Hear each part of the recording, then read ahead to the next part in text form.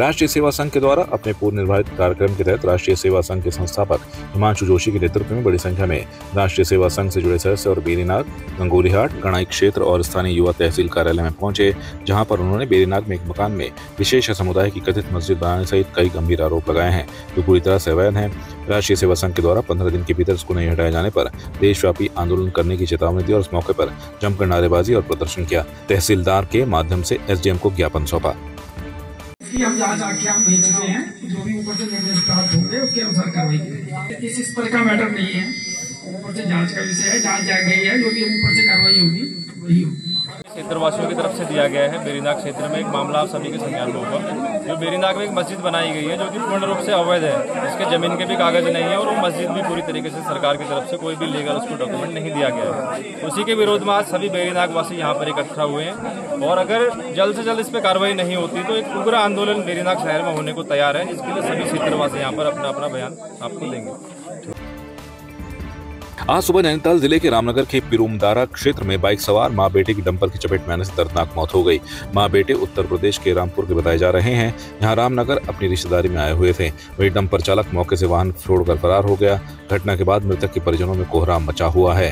ग्राम टांडा मल्लू के पूर्व प्रधान अब्दुल सवार ने बताया कि सोमवार के सुबह दोनों ही मां बेटे बाइक से रामपुर के लिए रवाना हुए थे। इस बीच पिरुमदारा के पास अज्ञात डंपर चालक ने बाइक पर टक्कर मार दी, जिसमें दोनों लोग गंभीर रूप से घायल हो गए, जिन्हें उपचार के लिए 108 के माध्यम से रामनगर के सरकारी अस्पताल लाया गया, जहां चिकित्सकों ने दोनों को मृत घोषित कर दिया। घटना की जानकारी मिलने के बाद पुलिस मौके पर पहुंच गई और मामले की जांच शुरू कर दी है।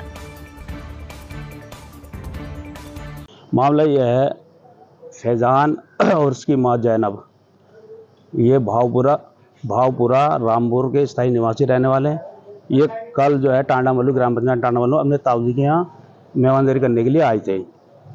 रात ये रुके, सुबह जो है ये उठने के बाद ये सीधा घर जा रहे थे अपने भावपुरा। पिरुमदारा के पास इनका एक्सीडेंट हो गया है डंपर से। ये मोटरसाइकिल से बाइक से सवार थे।